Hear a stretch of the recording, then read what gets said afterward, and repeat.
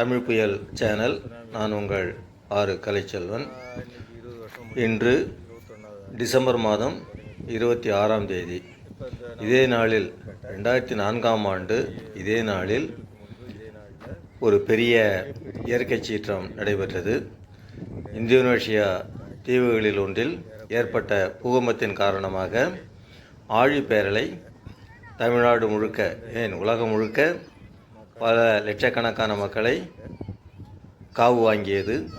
தமிழ்நாட்டு கடற்கரையிலும் பலர் இறந்து விட்டார்கள். தற்போது நாம் இருப்பது பரங்கிப்பேட்டையை அடுத்த புதுக்குப்பம், புதுப்பேட்டை கடற்கரைகளில் நாம் வந்திருக்கின்றோம். இந்த இடத்தில் தற்போது சுனாமியால் பாதிக்கப்பட்ட மக்கள் தங்களுடைய உறவினர்களை, இறந்தவர்களை நினைத்து அவர்களுக்கு அஞ்சலி செலுத்துவதற்காக இந்த பகுதிக்கு வந்திருக்கின்றார்கள்.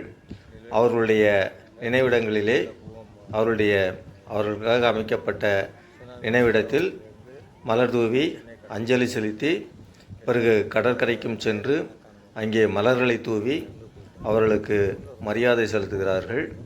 அது மட்டுமல்லாது அந்த நினைவு தூண்கள் அருகிலே அமர்ந்து அவர் தங்களுடைய வருத்தத்தை அங்கே கொட்டி தீர்க்கிறார்கள். அந்த காட்சிகளெல்லாம் இங்கே நாம் காண முடிகிறது.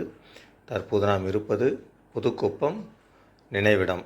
இங்கே இறந்தவர்களுக்காக ஒரு நினைவு தூண் அமைக்கப்பட்டிருக்கின்றது.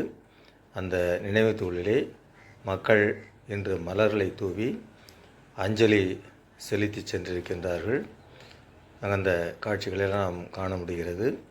நாமும் அஞ்சலி செலுத்துகிறோம். இறந்த மக்களுக்காக இயற்கையின் அந்த சீற்றத்தால் தன்னுடைய இன்னுயிரை ஈத்த அந்த மக்களுக்கு நாமும் அஞ்சலி செலுத்துகின்றோம். இது புதுக்குப்பத்தில் அமைக்கப்பட்டிருக்கின்ற நினைவு தூணாகும்.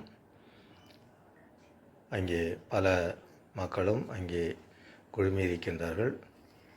அதை அடுத்து நாம் அதற்கு அருகிலுள்ள புதுப்பேட்டை என்ற ஊருக்கு வந்திருக்கின்றோம். அங்கே அமைக்கப்பட்டுள்ள நினைவு தூணில் இறந்தவர்களுடைய பெயர்களெல்லாம் பொறிக்கப்பட்டிருக்கின்றன. ஏறக்குறைய 49 பேர் அங்கே அந்த நாளில் இறந்திருக்கின்றார்கள். 1 வயது குழந்தை முதல் 60 வயதிற்கு மேற்பட்டவர்கள் வரை 49 பேர் இறந்திருக்கின்றார்கள். அவர்களுக்கு அவருடைய உறவினர்கள், இறந்தவர்களுடைய உறவினர்கள் அஞ்சலி செலுத்தி அங்கே சோகத்தோடு அமர்ந்திருக்கின்ற காட்சியை நாம் பார்க்கின்றோம். அவர்களிடம் நாம் என்னை அறிமுகப்படுத்தி கொண்டு அவர்களிடம் பேசினேன். வயதான ஒரு அம்மா, ஒரு பாட்டி, அவருடைய மருமகள் இறந்த செய்தியையும் பேர குழந்தைகள் இறந்த செய்தியையும் மிகவும் வருத்தத்தோடு எடுத்து சொன்னார்கள். அவருடைய வருத்தத்திலே நாமும் பங்கு பெற்று அந்த நேரத்திலே நாமும் அங்கு சென்றிருந்தோம்.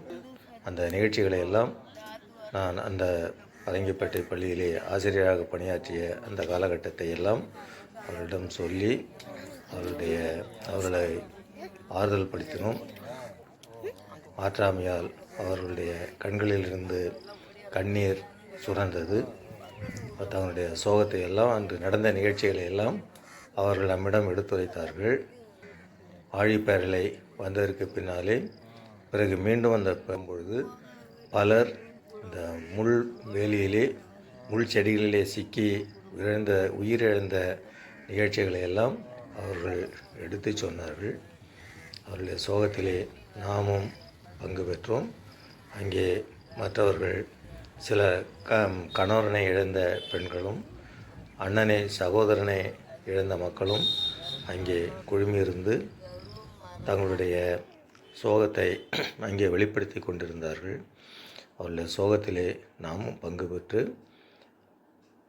இது போன்ற இயற்கை நிகழ்வுகள் இனிமேல் ஏற்படக்கூடாது என்ற நம்முடைய எண்ணத்தையும் அங்கே பதிவிட்டுவிட்டு அங்கிருந்து கனத்த இதயத்தோடு விடைபெற்றோம்.